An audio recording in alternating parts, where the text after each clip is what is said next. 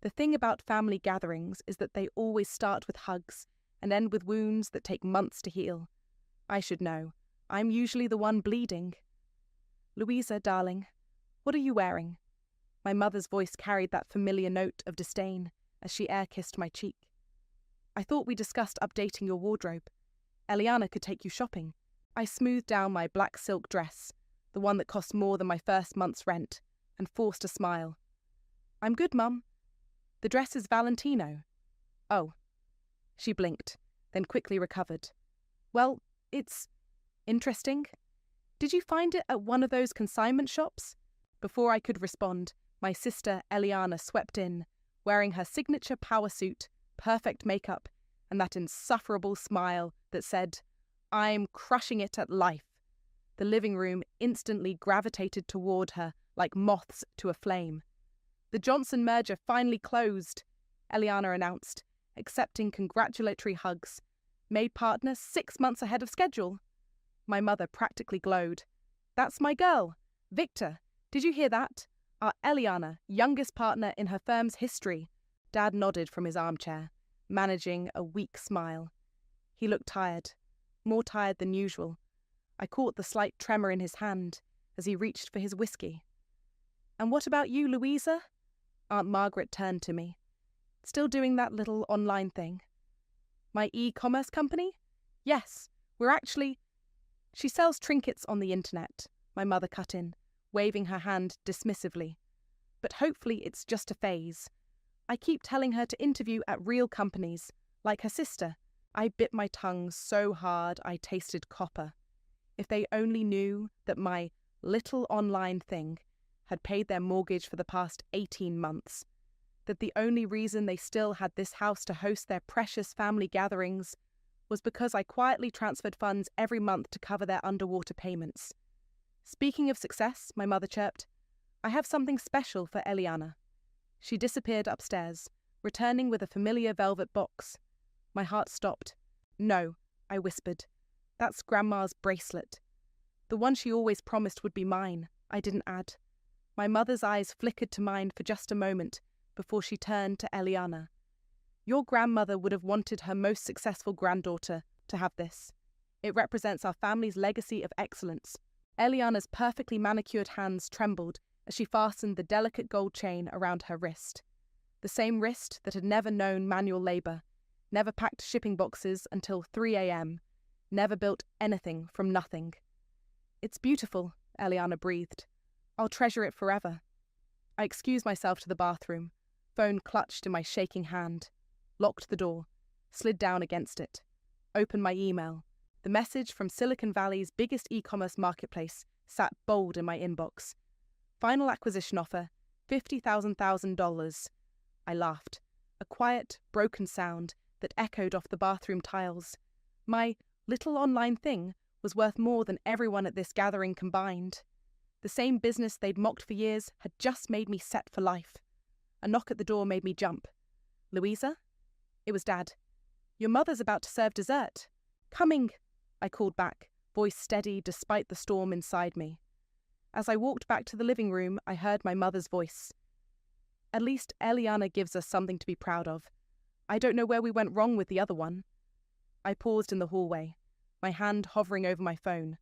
The acquisition offer waited for my response.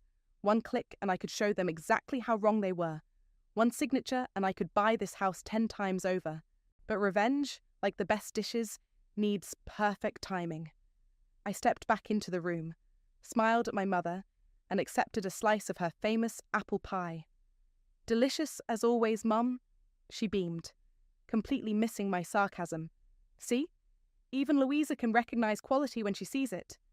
I took another bite, letting the too sweet filling coat my tongue. My phone buzzed again. Another message from the buyers, asking for my decision. Actually, I said, standing up, I need to head out. Got some work to handle. Oh, more little crafts to sell. My mother's laugh was sharp as glass.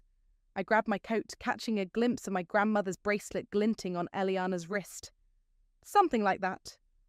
Walking to my car, I finally opened the acquisition email. My fingers hovered over the keyboard for just a moment before I typed, I accept your offer. Let's discuss terms. Sometimes the best revenge isn't served hot or cold. Sometimes it's served with a side of perfect timing and a 7-figure check. 5 years earlier, I sat cross-legged on my tiny apartment floor, surrounded by shipping labels and handmade jewellery. My first Etsy sale had just pinged through, $24.99 for a pair of crystal earrings. Look, I practically screamed into my phone. Someone actually bought something. That's nice, dear, my mother had replied, distracted. But listen, Eliana just got offered a summer associate position at Thompson & Reed. We're having a celebration dinner tonight. I can't make it. I need to package this order and... Honestly, Louisa, when are you going to stop playing store and get a real job? Your father and I didn't pay for your business degree so you could sell trinkets on the internet. That conversation played on repeat in my head as I built my company from that single sale to thousands, then millions. Every milestone was met with the same dismissal.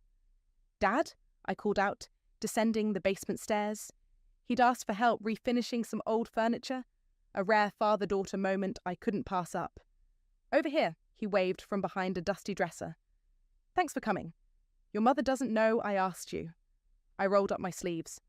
Why's that? He hesitated, wiping sweat from his forehead. She thinks you're not reliable. The sandpaper crackled under my fingers as I worked. Is that why you're refinishing all this stuff? To sell it? His silence was answer enough. Dad, are you and Mum having money problems? He wouldn't meet my eyes. Nothing for you to worry about. Just some temporary setbacks with investments. The market's been rough. I noticed the stack of papers poorly hidden behind paint cans. Second mortgage application forms. My stomach twisted. Later that night, I called Miles, my best friend, and now COO of my company. They're broke, aren't they? He asked after I explained. Looks like it. Dad's trying to get another mortgage. Mum's still buying designer everything and telling everyone how well they're doing. While simultaneously telling everyone you're a failure? Miles snorted. Classic. I logged into my banking app, staring at my account balance. Even after reinvesting most profits back into the business, I had more than enough to help. I'm going to pay their mortgage, I said quietly. What? Lou, no, they don't deserve... Through a shell company, I continued. They'll never know it's me. Miles was silent for a long moment. You're too good for them, you know that? The next day, I set up the payments. Every month, like clockwork, money flowed from my account through a holding company to their mortgage lender. They never missed a payment, because of me. 2 weeks later, I overheard my mother on the phone with her friend Sandra. It's just heartbreaking, she sighed dramatically. Louisa's still living that freelance lifestyle, wasting her 20s. Thank goodness Eliana's there to support us in our retirement planning. I nearly dropped my coffee mug. Support them? I was the one keeping their roof over their heads. That evening, Eliana called me, sounding strange. Hey, got a minute? Sure, what's up? Have you noticed anything off with Mom and Dad lately? I tensed. What do you mean? I saw some papers on Dad's desk. They're behind on payments, Lou. Like, seriously behind. The bank's threatening foreclosure. My blood ran cold. The payments I'd been making, they weren't enough. What else weren't they telling me? Maybe you could help them, Eliana suggested. I know your little business thing. My little business thing is doing just fine, I snapped. Why don't you help them with your big lawyer salary? Silence crackled between us. I can't, she finally whispered. I'm barely keeping up with my own bills. The firm, things aren't great right now. The perfect sister's perfect life wasn't so perfect after all. I hung up and immediately called my accountant. I need you to find out exactly how much my parents owe, and to whom. All of it? Every last penny. That night I couldn't sleep. I kept thinking about my first sale, that tiny ping of validation, about all the nights I'd worked until my fingers bled, building something real while they laughed, about the mortgage payments I'd made while they praised Eliana for her support. My phone lit up with a text from Miles. Got the numbers. You're not going to like this. I stared at the ceiling, a plan forming in my mind. Maybe it was time to stop hiding in the shadows. Maybe it was time to show them exactly what their failure of a daughter could do. Send them to me, I texted back. All of them. Sometimes the best revenge isn't just about money. It's about making them face every single lie they've told. About you, about themselves, about everything. You want to do what? Miles leaned back in his chair, eyes wide. We were sitting in my office, surrounded by the evidence of my little online thing, a whole floor of a downtown high-rise. I slid the papers across my desk. Buy their debt, all of it, through the holding company we already use for the mortgage payments. He whistled low. That's cold, Lou. I love it. My phone buzzed. Another text from my mother. Darling, could you loan me a little something for the country club dues? Just until next month. I ignored it, just like I'd ignored the last 6 emergency requests. Instead, I pulled up the bank's contact information. Alejandro Lewis's office. How can I help you? This is Louisa. I need to discuss acquiring some outstanding loans. 20 minutes later, I sat across from Alejandro, watching him review the paperwork. His eyebrows climbed higher with each page. You understand what you're proposing? He asked carefully. Purchasing all your parents' debt would make you their primary creditor. That's the point? He nodded slowly. The total amount, including the second mortgage, credit lines, and personal loans, comes to just over $892,000. I didn't flinch. That was pocket change compared to the acquisition offer sitting in my inbox. Draw up the papers. Walking out of the bank, I ran into Andrea, another entrepreneur from my network. She took one look at my face and said, "Coffee, now." At our usual cafe, I spilled everything. Girl, Andrea set down her latte. I get it. They hurt you, but revenge like this? It might feel good now, but what? They deserve it. Maybe. But don't become what you're trying to punish. Don't let their toxicity turn you toxic. I stirred my coffee, watching the cream create patterns. You don't know what it was like. Winter of 2019, I couldn't afford heat. Lived on ramen for months, all while building this company. And where were they? And Mum was redecorating the house. Dad needed a new car. Eliana got engaged, needed help with the down payment on her condo. I laughed bitterly. Meanwhile, I was skipping meals to make payroll. Andrea reached across the table, squeezed my hand. Just be careful. Revenge is like drinking poison and expecting the other person to die. Back at the office, Miles was waiting with the acquisition paperwork. Final offers here, he said. $50 million, clean deal. You sure about this timing? I signed without hesitation. Perfect timing. My phone buzzed again. My mother. Louisa, please call me back. It's about the club dues. Also, we're having a family dinner next weekend. Eliana has news. I texted back, can't make it. Business meeting. Her response was immediate. This is family. Your little online shop can wait. My little online shop that just sold for $50 million. My little online shop that was about to own every penny they owed. The next morning, Alejandro called. The debt purchase is complete. You now officially own all their outstanding loans. Perfect. Don't tell them yet. I want to handle this personally. I hung up and walked to my window, looking out over the city. Somewhere out there, my parents were probably planning another family gathering where they'd praise Eliana and dismiss me. They had no idea their world was about to shift on its axis. Miles appeared at my door. The first transfer from the acquisition just hit our accounts. Want to celebrate? Not yet. I turned to face him. First, I need you to help me plan something. The revenge dinner? His eyes lit up. I've got ideas. We spent the next hour plotting, making sure every detail was perfect. The timing, the reveals, the exact moment when they'd realised their failure daughter owned them. My phone buzzed one more time. Eliana. Lou? Mum's freaking out about money again. Says the bank's being weird about their loans. Do you know anything about that? I smiled into the phone. No idea. Must be rough, not having enough money. Speaking of which, how's the law firm doing? Her pause spoke volumes. It's fine. Everything's fine. Sure it is. See you at dinner next week. You're coming? Wouldn't miss it for the world. I hung up and looked at the framed dollar from my first sale, hanging on my office wall. Next to it was my mother's quote from years ago. That little hobby of yours will never amount to anything. The debt contract sat on my desk, signed and sealed. Soon they'd learn exactly what my little hobby had amounted to. Sometimes the best revenge isn't just about taking power, it's about showing them they never had it in the first place. The call came at 2 a.m. I almost ignored it, but Eliana's name flashing on my screen was unusual enough to make me answer. "I screwed up," she slurred. "I screwed up so bad, Lou." "Where are you?" "Bar. Downtown. The fancy one where," she hiccuped, "where successful people drink away their failures." 20 minutes later, I found her slumped at the bar, designer suit wrinkled, mascara smeared. The perfect sister wasn't looking so perfect.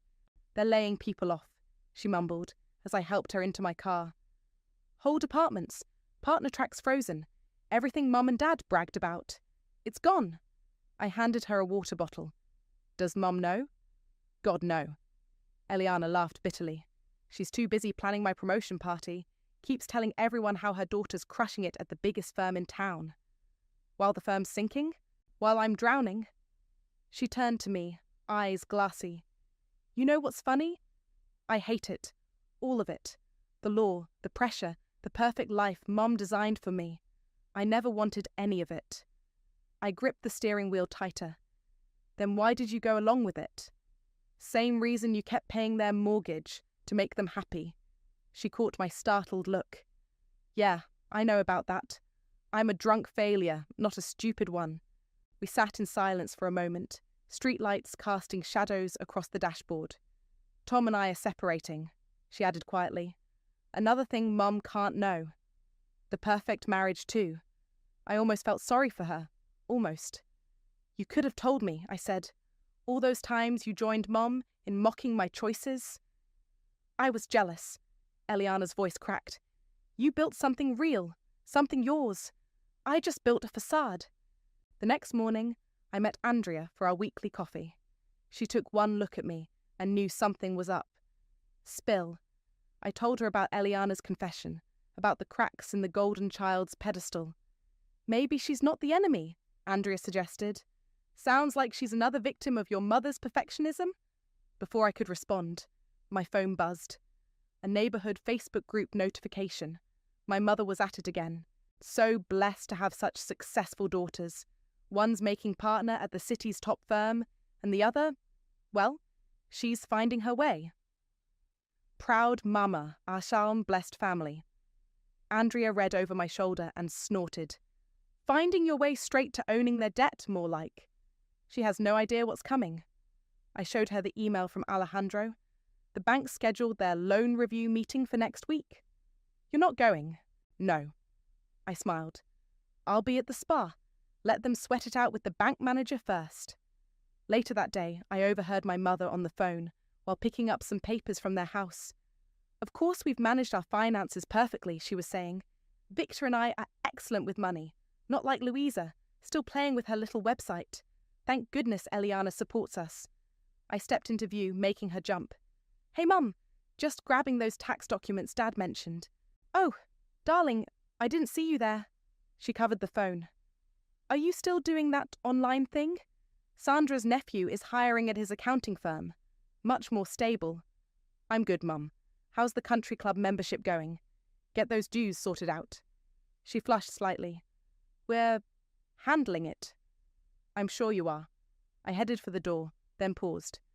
"By the way, how's Eliana's promotion party planning going?" "Wonderfully. We're thinking of renting the country club ballroom. Although," she hesitated, "we might need to adjust the date. Some scheduling conflicts at the firm." More lies. Always more lies. My phone buzzed. Alejandro confirming next week's meeting. Soon, every lie would come crashing down. As I left, I heard my mother resume her phone conversation. "Yes, we're just so blessed. Everything's perfect here. Absolutely perfect." I got into my car and pulled out the acquisition paperwork. $50 million. Enough to buy and sell their perfect facade 100 times over. My phone buzzed again. Eliana. "Mom's planning this party. I don't know how to tell her. Help?" I stared at the message for a long moment before replying. "Don't worry. Everything's about to change anyway." Looking back at the house, I saw my mother still on the phone, probably spinning more tales about her perfect life and her perfect daughter. The facade was cracking, but she was too proud to notice. Sometimes the biggest lies we tell are to ourselves, but reality has a way of demanding payment, with interest. "Another mimosa, Miss Louisa?" The spa attendant held out a fresh glass. "Perfect timing." I checked my phone. 2:15 p.m. My parents would be walking into the bank right about now. Miles lounged in the chair beside me, cucumber slices over his eyes. "You're evil, you know that? Making them sweat it out while you're getting a hot stone massage." "Karma needs a good backdrop." I sipped my drink. "Besides, I earned this." My phone buzzed. A text from Alejandro. "They've arrived. Your mother's wearing pearls and attitude." I could picture it perfectly.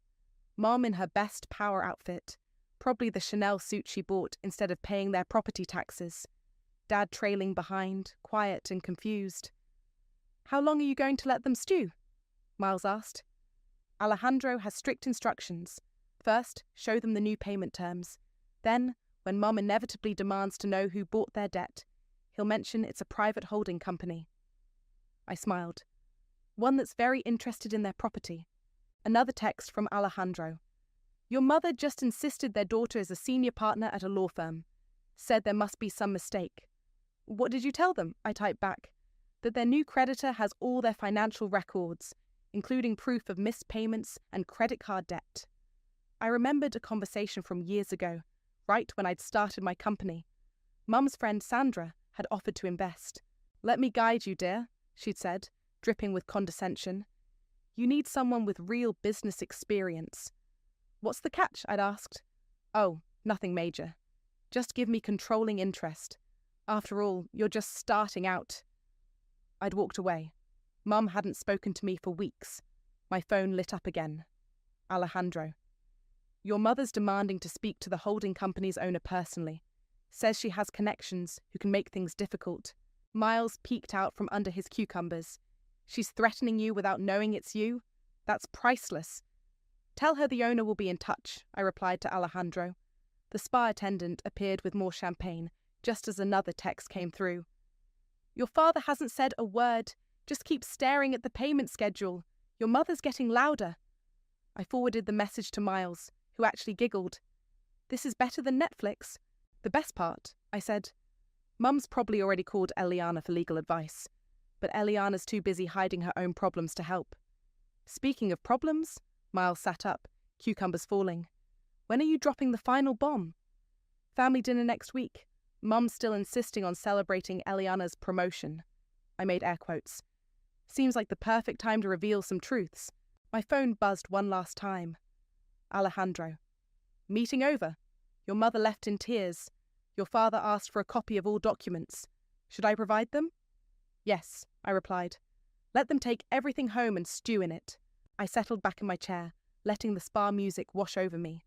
Somewhere across town, my parents were probably speed dialing every contact they had, trying to figure out who owned their debt, trying to maintain control of a situation that had slipped through their manicured fingers years ago. "Remember when your mum told everyone at Christmas that your business was cute?" Miles asked. "Right after I'd hit my first million in sales?" "Yeah. And when she tried to set you up with that investment banker because you need someone stable in your life?" I laughed. "He spent the whole date telling me how to pivot to a real career." My phone rang. Eliana. I let it go to voicemail. A minute later. "Lou, what's going on? Mum's hysterical about some bank meeting. Keeps saying they're being attacked by vulture capitalists. Call me back." "Vulture capitalists?" Miles snorted. "Is that what they're calling successful daughters now?" The spa attendant appeared again. "Your massage is ready, Ms. Louisa." I stood up, stretching. "Perfect. Nothing like a relaxing massage while your parents' world implodes." "You know they'll figure it out eventually," Miles called after me. "That's the plan." I paused at the door. "But first, let them feel what I felt. The uncertainty, the powerlessness, the knowledge that everything they built is balanced on lies." My phone buzzed one final time. "Mom. Darling, are you coming to dinner next week? We need to discuss some family matters. Very urgent. Please respond." I typed back, "Wouldn't miss it for the world." Sometimes revenge isn't about the final blow. It's about watching them squirm, knowing the blow is coming but not knowing from where, or from whom. The tension in the dining room was thick enough to cut with my mother's best silver butter knife. She'd gone all out. Crystal glasses, fine china, forced smiles that didn't reach anyone's eyes. "Wine, Louisa." Dad's hand shook as he poured. "Please." I smoothed down my Armani dress. Not that they'd recognise the label. "How was your week?" Mum's smile tightened. "Oh, you know, the usual. Though we did have an interesting meeting at the bank." "Really?" I sipped my wine. "Do tell." Before she could respond, Eliana burst through the door, looking decidedly unperfect. Her hair was messy, her designer suit wrinkled. "Sorry I'm late," she mumbled, dropping into her chair. "Work thing." "Darling, are you all right?" Mum reached for her hand. "You look tired." "I'm fine." Eliana grabbed the wine bottle, poured herself a generous glass. "Just fine. Everything's fine." "Of course it is." Mum brightened artificially. "We're celebrating your promotion, after all." Eliana's glass froze halfway to her lips. "Mum, I've invited the whole country club circle for next weekend's party. Sandra's bringing her nephew. You remember him, Louisa? The investment banker." I set down my fork. "Mum, stop." "What? I'm just trying to..." "To what? Keep pretending everything's perfect?" I turned to Eliana. "Tell her." Eliana's face crumpled. "I'm not. There's no promotion, Mum. The firm's laying people off. I might not even have a job next month." The silence that followed was deafening. But you said..." Mum's voice trembled. "I never said anything," Eliana snapped. "You just assumed. You always assume. Perfect daughter, perfect job, perfect life. It's all falling apart." Dad cleared his throat. "Perhaps we should discuss the bank situation?" "Not now, Victor." Mum's voice rose sharply. "We need to focus on helping Eliana. I'm sure it's just a temporary setback. We can ask around, use our connections." I laughed. A short, sharp sound that made everyone jump. "What connections, Mum? The country club you can't afford? The social circle you're lying to? How dare you? No, how dare you?" I pulled out my phone, opened my banking app. "Want to know something interesting? For the past 2 years, I've been paying your mortgage. My little online shop kept this roof over your head while you bragged about Eliana supporting you." Mum's face went white. Dad suddenly became very interested in his plate. "But that's not even the best part." I leaned forward. "You know that mysterious holding company that bought your debt? The one that had you crying in the bank last week?" Recognition dawned in Eliana's eyes first. "Lou, you didn't..." "I did." I smiled, reaching into my bag. "I own every penny you owe, every loan, every credit card, every second mortgage you took out to keep up appearances." I placed my company's branded mug, the one from our first product line, in the center of the table. Mum stared at it like it was a snake. That's impossible. Your little website? Just sold for $50 million. The words fell like bombs. Turns out selling trinkets on the internet was a pretty good career choice after all. Mum's wine glass slipped from her fingers, shattering on the hardwood. Red wine spread like blood across her precious Persian rug. "You can't," she whispered. "I can. I did. And now you have choices to make." I stood up slowly. "You can keep living this lie, pretending everything's perfect while drowning in debt. Or you can face reality. Your call." "Louisa, please." Dad finally spoke. "We're family." "Family?" I laughed again. "Family doesn't mock each other's dreams. Family doesn't play favourites. Family doesn't lie." Eliana was crying silently, grandmother's bracelet glinting on her wrist. "You have 6 months," I continued. "Either start paying market rate rent or move out. And Mum? The country club dues are no longer my problem." I grabbed my purse and headed for the door, pausing only to look back at their shocked faces. "Oh, and Eliana, when you're ready to stop living Mum's version of your life, call me. I'm hiring." Mum found her voice just as I reached the doorway. "You, ungrateful, after everything we've done for you." "No, Mum, after everything I've done for you." I smiled one last time. "By the way, this dress? It's Armani. paid for with my silly little online business. The door closed behind me with a satisfying click. Through the window, I could see Mom collapsed in her chair, Dad staring blankly at the mug on the table, and Eliana, for the first time in years, looking at me with something like admiration. Sometimes the sweetest revenge isn't in the revelation itself, but in watching them realize that everything they believed was wrong. Dead wrong. The voicemail started at midnight. "Louisa, this is your mother. Call me immediately. We need to discuss your behavior." Delete. "Sweetie, please. We can work this out. Your father and I only wanted what's best." Delete. "How dare you humiliate us like this, after everything we've sacrificed." Delete.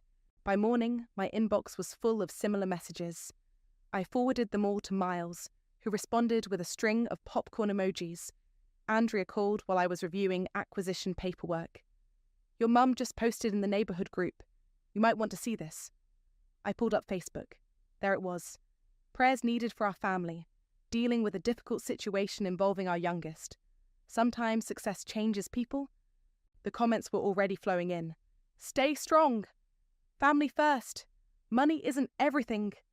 I was about to close the app when a private message popped up from Sandra, Mum's best friend. "Remember when I offered to invest in your little business? Funny how things work out. Perhaps we could discuss a partnership now." I typed back, "Sorry, not interested in partnerships with people who only see value after the fact." Block. My office door opened and Miles walked in, waving an envelope. "Your dad dropped this off. Wouldn't come up, just left it with reception." The letter inside was handwritten, shaky. "Dear Louisa, I know we've had our differences. Poor communication on both sides. But you have to understand, your mother and I only pushed you because we saw your potential. Perhaps we pushed too hard in the wrong direction. The bank situation is difficult. Your mother's pride is hurt. Maybe we could discuss this privately, without her knowing. Love, Dad." I crumpled the paper and threw it in my trash bin. Still trying to hide things from Mum, still avoiding real confrontation. My phone buzzed. "Alejandro, your sister's here at the bank. She's asking about the holding company's paperwork." "Give her whatever she wants to see," I replied. "She deserves to know the whole truth." An hour later, Eliana texted, "Holy shit, Lou. The scholarship. Did you know?" My heart stopped. "What scholarship?" "Senior year of high school. Full ride to that art and business program you wanted. Mum rejected it without telling you. Said it wasn't a proper education." The world tilted sideways. I remembered that spring. The disappointment when no acceptance letters came. Mum's insistence that traditional business school was the only path. "How did you find out?" I typed back. "It's in the bank records. Mum used your rejection letter as proof of income when refinancing the house. But there was no rejection. There was an acceptance and a full scholarship offer. She just threw it away." My hands shook as I called Andrea. "They stole my future," I said when she picked up. "Or they tried to?" "But they failed," she reminded me gently. "You built your own future anyway." I drove past my parents' house that evening. Mum's car was gone, but the porch light was on, flickering like it always had. How many nights had I come home to that light, feeling like a failure because I wasn't living their dream? Another text from Eliana. "I found something else. That trust fund Grandma left us? Mum cleaned it out years ago, used it for country club fees and her designer wardrobe. I pulled over, letting the truth sink in. Every sacrifice, every struggle, every night I'd worked until dawn. It wasn't just because I was building something. It was because they'd stolen my safety net." My phone rang. Mum again. This time I answered. "The country club board is meeting tomorrow," she said without preamble. "They're voting on our membership renewal. You have to help us." "No." "But our reputation. Your reputation is built on lies, Mum. All of it. How dare you? I am your mother." A mother who threw away my scholarship, who stole my trust fund, who spent years telling me I was worthless while living off my success. Silence. "The truth hurts, doesn't it?" I continued. "Almost as much as watching your daughter struggle while you wear Chanel bought with her inheritance." I hung up and sat in my car, watching that flickering porch light. Tomorrow I'd call my lawyers. Have them set up a trust for the house, one that would require both Eliana's signature and mine for any decisions. Let Mom deal with that power shift. My phone lit up one last time, a text from Miles. You okay? No, I replied honestly, but I will be. Sometimes revenge doesn't feel like victory. Sometimes it feels like finally lancing a wound that's been festering for years. It hurts, it bleeds, but maybe now it can finally heal. The house goes on the market tomorrow, I told Miles, watching the real estate agent hammer the for sale sign into the front lawn. Mum hasn't spoken to me since the trust paperwork arrived. And Eliana, starting her new job next week. Head of legal for my former company. I smiled. Turns out she's pretty brilliant when she's not trying to be perfect. The front door opened. Mum stepped out, designer bag clutched like a shield. She'd aged decades in weeks, her carefully maintained facade cracking like old paint. You're really doing this, she said, voice flat. The trust gives you options. Pay market rate rent or move out. Your choice. Where are we supposed to go? Everything we built? Everything you pretended to build, I corrected. While stealing my trust fund and hiding my scholarship. She flinched. I was protecting you. From what? Success? Independence? Because that worked out great, didn't it? Dad appeared behind her, carrying boxes. He looked smaller somehow, diminished. Your grandmother's jewellery box, he said quietly, holding it out. It should be yours. Inside lay the bracelet, the one they'd given Eliana. She'd returned it last week, along with a letter apologising for years of complicit silence. Keep it, I said. Sell it. You'll need the money. Louisa, Mum stepped forward. We can fix this. Go back to how things were. No, we can't, and I don't want to. I turned to leave, then stopped. By the way, I bought that antique store on Mason Street, the one you always said was beneath our family status. Her eyes widened. The one your grandmother loved? I'm turning it into a business incubator, helping other silly little online shops get started. Named it after Grandma, the only person who ever believed in me. She'd be proud, Dad whispered. Mum's face hardened. She'd be ashamed of all of us. No, I said quietly. She'd be ashamed of you, for stealing her grandchildren's inheritance, for crushing their dreams, for caring more about appearances than actual success. The real estate agent approached with paperwork. The listing goes live at midnight. Are we ready? I signed where indicated, then handed the pen to Eliana, who'd arrived silently during our conversation. You too? Mum's voice cracked. Both my daughters. Both your daughters finally free, Eliana said, signing. By the way, I cancelled your country club membership. Used my power of attorney while it was still valid. Mum swayed like she'd been slapped. The movers come Tuesday, I said. Don't forget anything. Whatever's left gets donated.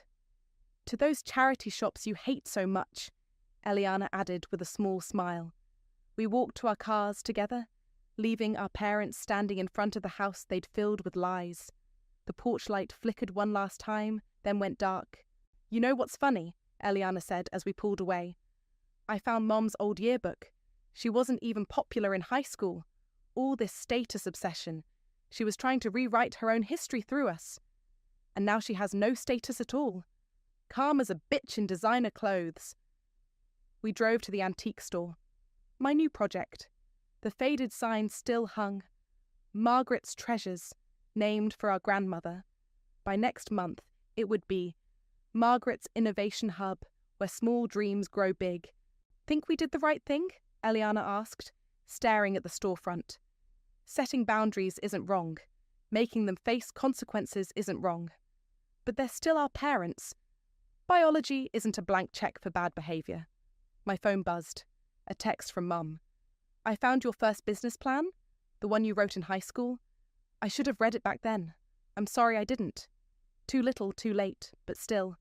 Maybe someday they'll understand, I said, pocketing my phone. Maybe they won't. Not our problem anymore. Eliana touched the store's window. Grandma used to bring me here, you know. Said every old thing had a story worth telling. Like how a failed daughter built a $50 million company. Like how two sisters finally learned their worth wasn't measured by their mother's approval. I unlocked the store's door. breathing in the familiar scent of aged wood and possibility. On the counter sat my first product sample, a simple handmade bracelet priced at $24.99, the one that started everything. Ready to build something new? I asked Eliana. She smiled, a real smile, not the perfect one she'd worn for so long. Ready to be real? Sometimes the best revenge isn't in destroying what hurt you. It's in building something better from the ashes, something true, something yours. And if that something helps others find their strength, even better. The door chimed as we stepped inside, leaving the past where it belonged, behind us, in a house with a for sale sign and a broken porch light.